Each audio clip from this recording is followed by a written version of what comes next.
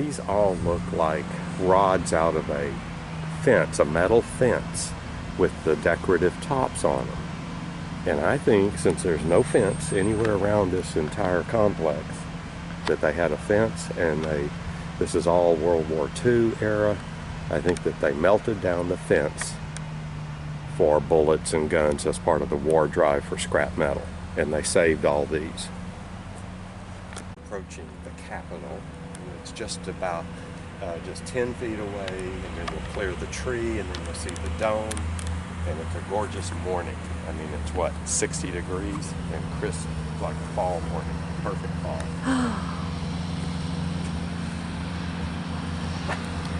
Not too shabby. Nice little state capitol. And we'll get up here, and there's a greenhouse attached.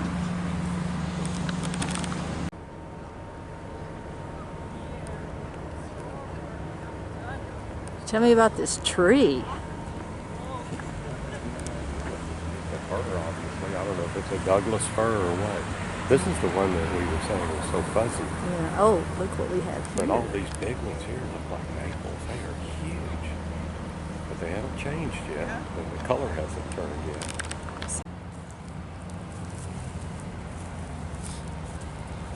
This is a tiny tree that they planted probably 100 years ago. I'm not sure what kind of fir it is. I would guess Douglas fir, just from, I don't know. Not sure, but it is a fir tree. Wow. And there are some maples that are also this large, if not larger. So they planted a lot of trees here when they built this building, and they're still here.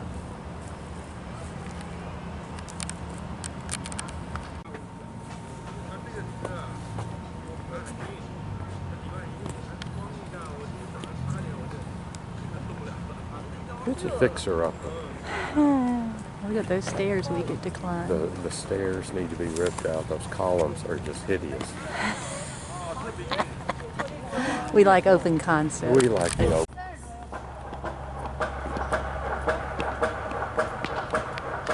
Look at that thing.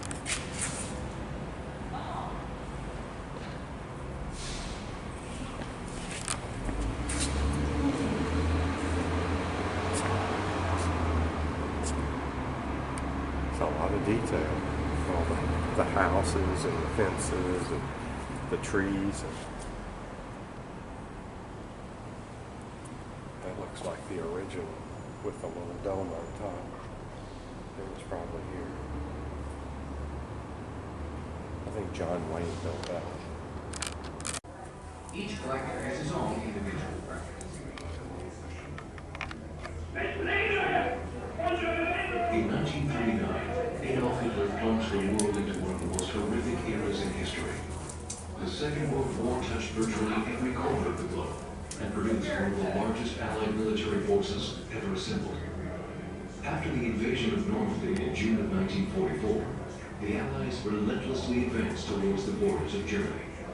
By early 1940, and even house by house. In the wake of this long advance, towns were turned to rubble. In March, the Allies crossed the Rhine into the homeland of the Fulbright and advanced and resolved the war to win. In the scene before you, Canadian troops have entered a German town and are in the process of discussing a ceasefire with the German commander.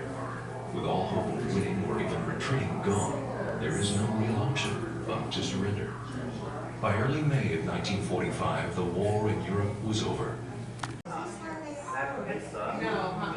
There would be shocking revelations in the months and years to follow, but the fight was now at an end. It was time to rejoice and savor the taste of liberation and freedom, grieve for those lost, and begin the long, arduous task of rebuilding towns and lives all across Europe.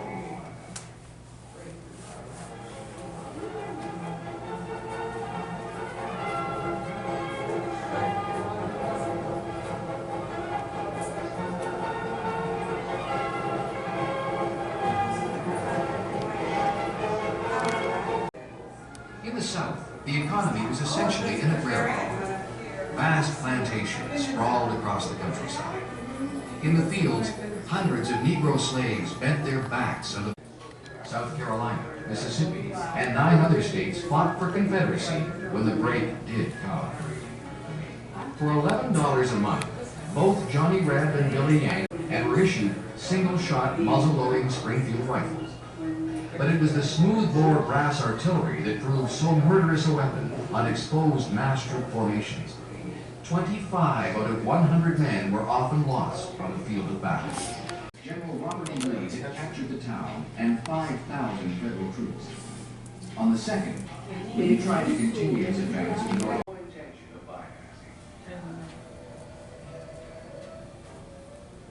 The Maritime Provinces. Canada's oldest military concept.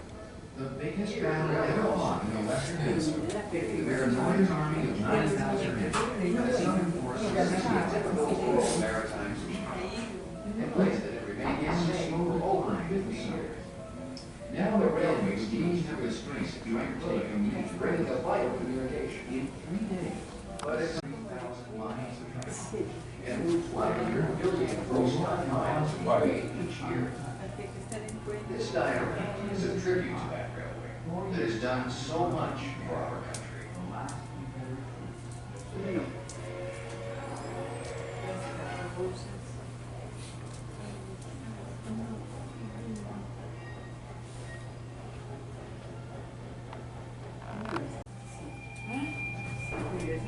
In eastern Canada, in the late 1880s, a single topic of conversation prevailed in drawing rooms, taverns, street corners, and at the stock exchange. Hey, have you heard anything about the big railway? Was a frequently asked question. Or, how far is the big railway these days? The big railway was, of course, the new Canadian Pacific Railway, which had begun to in tens of thousands to fill out the poorly populated prairies and stop the threat of American takeover. What they didn't realize at the time was that by populating the prairies and providing transportation to eastern and western seaports, they were creating the future breadbasket of the world.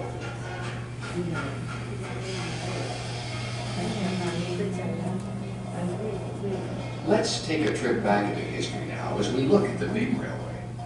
In this working diorama, here's history in 3 dimensions and accurately scaled. Here are the imagination-defying engineering feats. The way The cattle, that's over deserts that dry a man's brain. And towering passes where winds howl at 100 They miles wiped an out the hour settlers. and temperatures plummet to 40 below zero. Muskeg that can swallow a train without a trace, and yawning chasms a mile deep that have to be crossed. The train sitting in Granville Station was empty, but the obstacles it had to overcome are examined. For instance, along the side of the tracks, you can see the sawmills it had to build to create its own railroad ties. In fact, these sawmills turned out millions of board feet to keep the track layers sliding, rather than drag explosives, especially volatile nitrogen. In Saskatchewan, too, the railway had no intention of diverting their line up to meet the town of Battleford, whose citizens were determined to make it the capital. Instead, the railway built a town at the old wagon in 12 days, using existing lines and some forced marches. Now the big railway was a matter of national security, and the government refinanced the completion. Although the Rockies in BC gave the railway some bad homes, the final leg over the top of Lake Superior was the most hazardous of all, and the costliest to complete. Along with the natural hazards of this vast wilderness, the men had to cope with hordes of black flies, as deadly and as menacing as any malarial mosquito.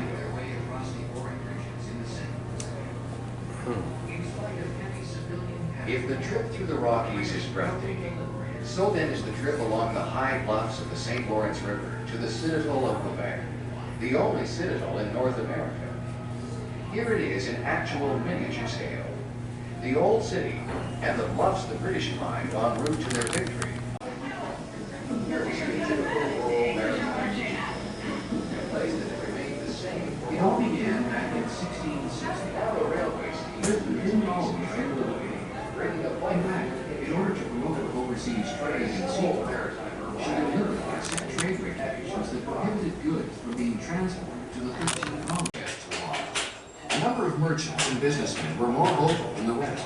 and a select group, including Samuel Adams, used any excuse to further their cause against what they called violations of colonial liberty. By 1768, English troops moved into Boston to enforce law. Unfortunately, the English leaders compared to the colonists were somewhat foppish in censorship. Even in matters of military strategy, they were often weak and ineffectual. When, because of protests, all the taxes on household goods were revoked except the tax on tea, trouble broke out.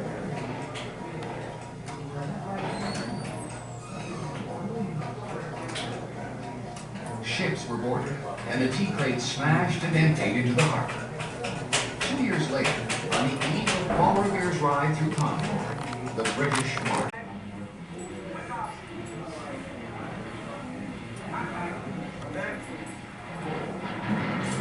Dawn, August 8th, 1918. Aircraft of the Royal Flying Corps are taking off from an aerodrome in western France. They are about to engage in the 3-day Battle of Amiens. The ground offensive will be spearheaded by Canadian troops, and they'll force the German army to begin retreat Tiny from the little colony sheep. at the end of World War I in November of 1918. Did steam have such an impact as in the American West? Because steam brought the steam locomotive and the age of the railroads almost overnight, the West was transformed into a landscape crisscrossed by gleaming ribbons of steel, bringing industry and commerce. It came at a time when a trickle of settlers were arriving after a 3-month wagon trek fraught with Indian attacks, torrential rains, drought, and disease, or a few hardy types that braved the 4-month sea voyage from Boston to San Francisco around the dreaded Cape Horn. All of a sudden, the railroad crossed a nation in an amazing 10 days and brought with it hundreds of thousands of immigrants. Where the railroad brought the beginning of civilization to the West and the end of the greatest period of American history. Our main diorama in Frontierland is the centerpiece, When the West We Belong. Here, in a beautifully created, three-dimensional illustrated page of history, is a cross-section of the emerging American West. It's all here. The scene, the people, and the places that Hollywood has spent years reenacting for you on the silver screen. Here are the cowboys branding cattle, the pioneers erecting one of the many towns that almost sprang up overnight in the sprawling prairies.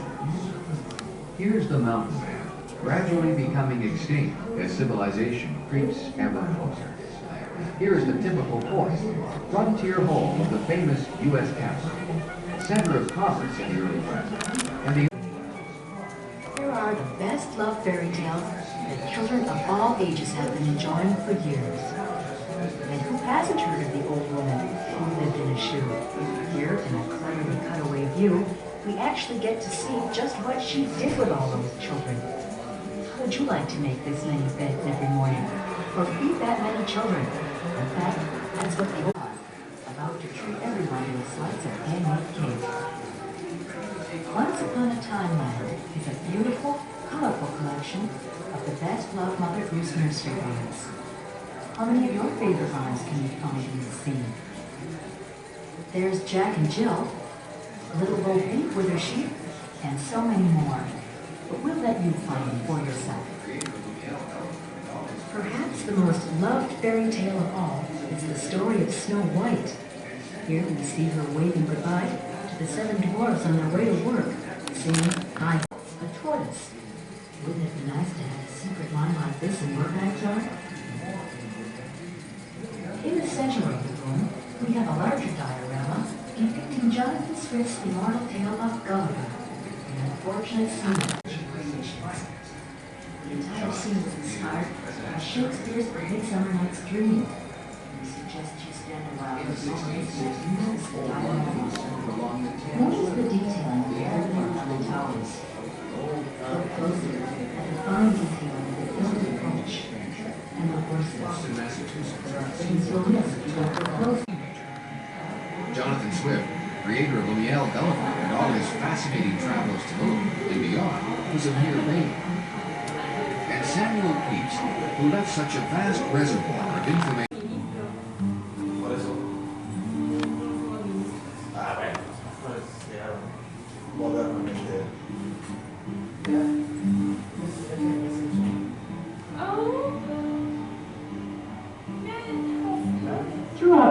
in countries like Norway, Austria, England, and Germany.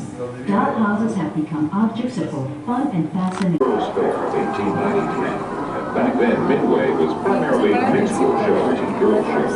Only a few rides had been invented. The Ferris wheel, merry-go-round, and giant swings. The tilt-a-whirl, whip, and caterpillar are just a few of the rides that make up the Midway Lino today. As seen here, the color and motion of it all is truly exciting. Besides being a chance to make you very dizzy, the Midway offers a chance to test your mettle against a number of skill-testing games. In the early days, Midway games were often run by unscrupulous characters. Apparently, P.T. Barnum said, "There's a sucker born every minute." Those suckers were a field day for the sharp Midway game operators. Another standard attraction of the Midway was the sideshow, or That Takes Your Chances. The Midway, a little tamer these days, but just as much of a thrill for the whole family. However, if wild is what you want, just move on to the next scene. It meant that no night was above any other. There could be no head of the table, no position more powerful than another. No matter what their standing in other matters, here at the round table, they were all equals. However, there were many more knights in the kingdom. Those that were invited to sit here had to exemplify courage and fairness, be champions in the art of combat, and above all else, swear unwavering loyalty to the king.